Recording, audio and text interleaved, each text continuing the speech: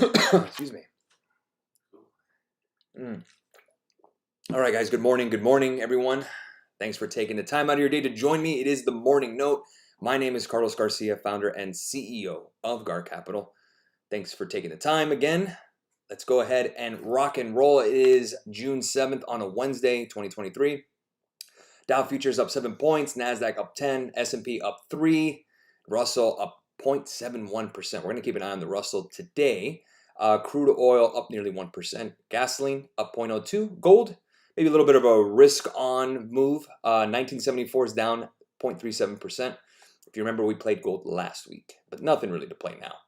Euro dollar 107.19 up 27 pips. Dollar yen 139.52 down 14 pips. Just not a lot to trade Forex right now, even the stock market either. 124.68 on pound dollar. Bitcoin futures 26,945. We had that Binance headline come in. Bitcoin fell, then popped. 1875 for Ethereum. So crypto acting somewhat resilient. 3.712 on a 10-year treasury yield. We just had mortgage applications come in. Let me get you the updated number on that. If this could load, that'd be great. Just getting my tweet deck loaded. Here we go. Mortgage applications, June 2nd, down 1.4% from last week. Previous was down 3.7%. 30-year MBA mortgage rate, June 2nd, 6.81%. Previous was 6.91%. Thank you, Treasury yields, for coming down.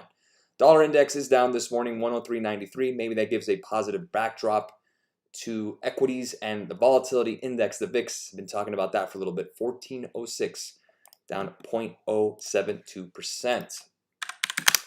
Let's go to the VIX. I went ahead and sent this out on Twitter. You can see how low we've gotten. Let's go to the max weekly, and you can see that right now we're at 14. We're at levels not seen really since June of 2021. What a difference from where we were. So we're going to keep an eye on that, because any kind of headline will cause a pop in the volatility index. So we can go lower. I'm not going to sit here and say we can't. We can get as low as 856, which was back in 2017 when we had the reflation trade and things were a little better off, at least in terms of the stock market and stock prices. But we are still moving higher now. At least we're on the train. Let's see here. A couple of things that I have open. Palantir, finally, I have the 15 calls. I'm in the money. Finally at 16. 1604 was the target, and looks like we're going to get those. So that was a slow grind higher. Oh my God. The last couple of days, guys, in the S&P have been an absolute shit show. Apologize for my language, but let's take a look here on the 15-minute chart. This will give us really since Monday. And here's where you've been. 43.05 to 42.73. Really can't do anything when you get chop. The good news is that I expect us to get a little bit of a bounce today. We'll get to 43.09 today. The gold market is kind of giving us a little bit of a hint on that. When gold is down, usually that means a risk on. Dollar's down as well, usually risk on. So again, I wouldn't be surprised if we get another leg higher to 43.10. The question is, do we finally break it? Let's take a look at Tesla. So Tesla, we had calls last week, the 220 calls. If you guys remember, if you're a Signal member, they're in the money now. We had them for this week. I closed them for about 160%. I sent that signal out to the team. Let me go and get that for you guys. Here is, and again, not much other than that. I mean, I caught that and that was it. And God knows where it is now. I haven't tracked the runner. 162%, the 220 calls. I wish I held. I didn't. Some of the members closed it for 20% gain. We signaled that to take some profits last week, but it continued to soar. In terms of what the next target would be, it'd be right around 33.98. I've been saying here on the morning note where we're going to go. We're going to probably head to 261. That's your gap fill on Tesla. But we can just hit calls, hit calls, hit calls until we get there. That's a better ROI than just buying the stock here at elevated levels. Again, we know the drill. When it comes to the stock market going higher, we're going to trade calls. When it comes to the stock market going lower, we're going to trade puts. And we're going to take a look at buying some stocks at a discount. I don't want to go into the dealership and buy a car when they say, hey, MSRP is 20% off the lows. You wouldn't do that for a car. You wouldn't do that for a house. Don't do it for a stock either. You're going to get lower prices. You're not going to all-time highs tomorrow. So patience. You'll get an opportunity.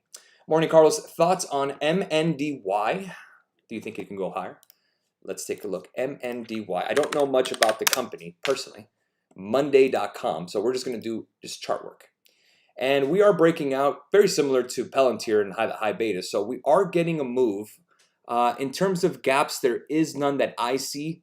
But 237 is a huge level of resistance. That's the level from March 2022. Then we had the flush. But you could see here 171.99. That's really what you need to stay above. But if you want to kind of give yourself a little more leeway, we had a spike back in March 2022 of 191.99. That would probably be a decent target short term. I don't know if they have any volume, but you need to get above 191 or 200 before you get a little excited on MNDY.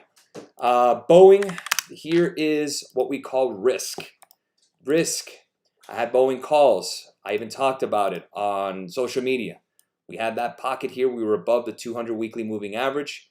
We fell due to some headlines, due to some defects on the 787 Dreamliner.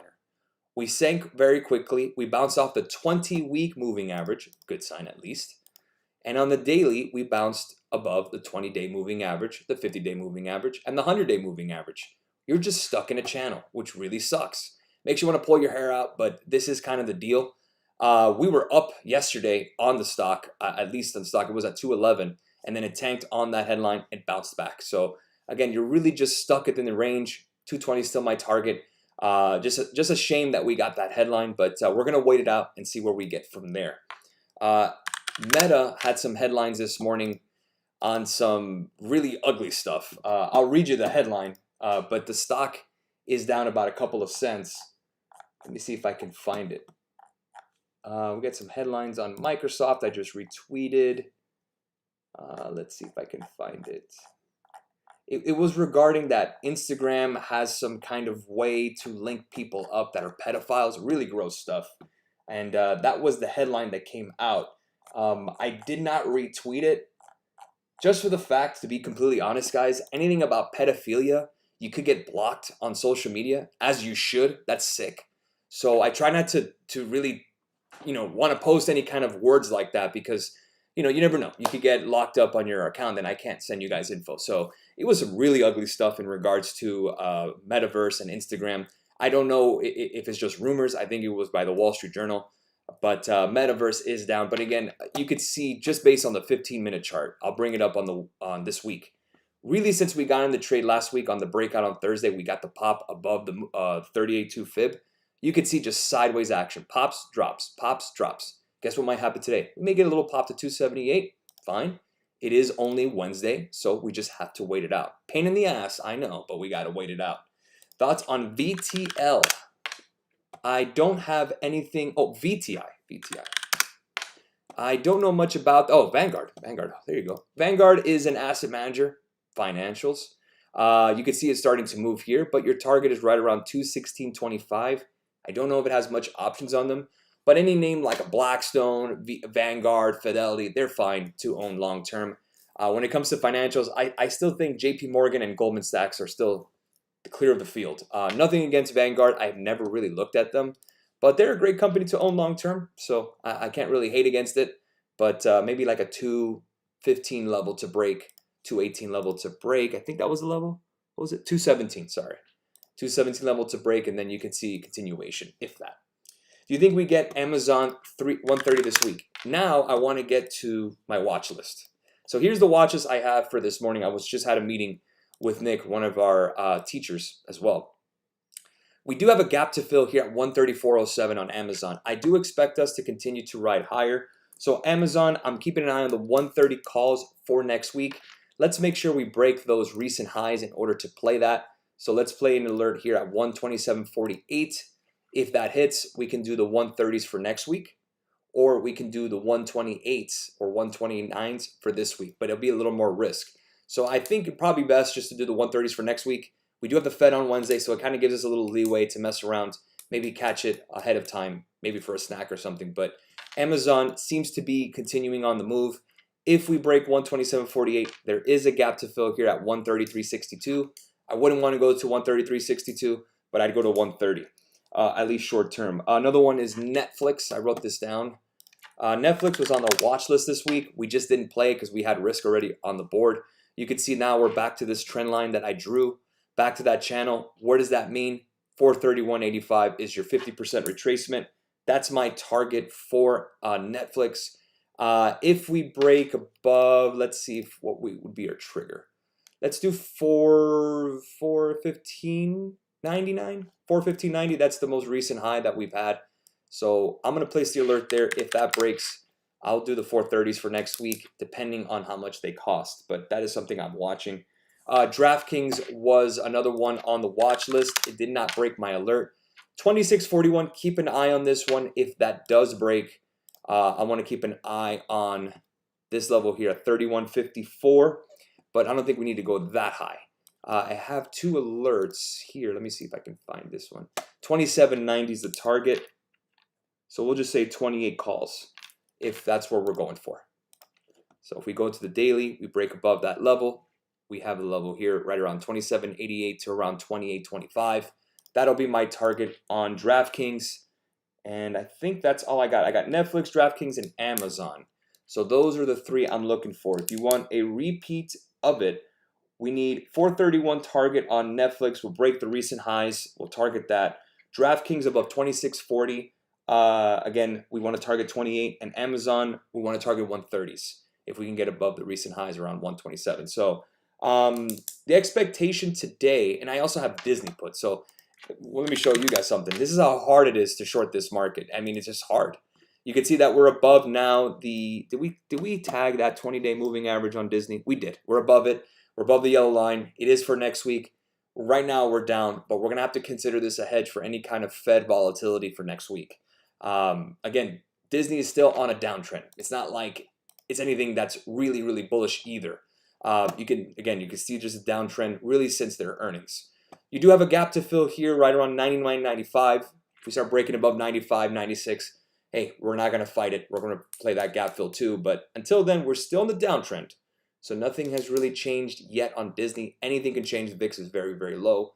And when it's very, very low, it's kind of like a beach ball. You know, you hold it down underwater, pops up in your face. That's kind of the deal. So we just want to be careful. It has been so much chopped the last couple of days. Very, very frustrating to trade. But again, I think we get an opportunity today and tomorrow to make some magic happen. So I've been doing this for a long time now, really since 2014. And there's some crazy stuff that happens during the middle of the week. It happens even when stocks you think are down and oh, I'm screwed. And then they come back and things change. So there's nothing really bearish about the market right now. Really just chop, trying to find some reason. And the question really is on everyone's mind is, I need a reason to buy. I need a reason to sell. There's no real reason to sell here unless it's profit taking. There's no real reason to buy here unless you're considering momentum continuance to the upside. So I think that's where we're kind of are right now in terms of the market, kind of in a holding pattern. And all we have to do is really just wait it out as traders. And we have our alerts. We'll see if we break it. And if we do, we will definitely hit it quick and hit it fast, right? That's kind of the deal. Opportunities come to you, you got to take it. So, trade at a time, one trade at a time. We're going to take it a day at a time, see what we get today. If we get a pop this morning, great. Palantir, I mean, it hit my target of 16, which I was telling people, the team yesterday. So we're right there. If we get a little more continuance, maybe Palantir is a bag. That'd be great. But again, we'll see what we get moving forward. Thank you guys for your time, as always, for joining. I did do the trading radio, guard trading radio on Discord for the members. They seem to enjoy it. So I'm going to do that on the Discord. I'll talk and show the video. It's a live feed of my screen. And we do that. Well, I started doing that on lunchtime. Kind of when lunchtime snooze happens, kind of gives everyone an update of what we're looking at and what we're looking forward to. So that's for premium masterclass members. I think I'm just going to expand it to just everybody. First come, first serve for the trading radio. There's only 50 spots at a time. But again, it's something fun to do. We also do the recap at night. Thank you, Nick, for doing that. And we'll see what we get. Pretty quiet week. Let's make it a great Wednesday. Let's make it a week-changing Wednesday. And we'll go from there. Have a great rest of your morning. Discord members, I will see you on the radio and on the blog later on today. Have a great rest of your day, guys. Cheers.